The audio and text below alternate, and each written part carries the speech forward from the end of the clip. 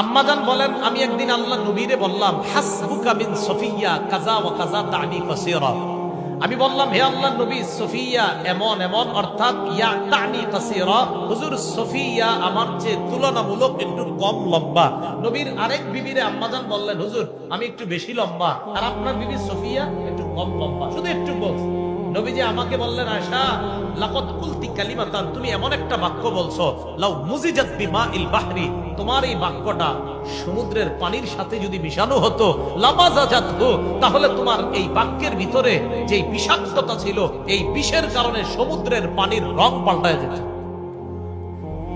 ভাই একটু চিন্তা করেন, আমরা সারাদিনে এই জাতীয় কথা কতগুলো বলি। আম্মাজান জিন্দেগিতে একবার দুইবার বলছে, নবী সাথে সাথে শাসন করছে, আয়েশা গীবত করছে। তা আমি আপনি ফজর থেকে ঘুম পর্যন্ত কয়শো এরকম কথা বলবো।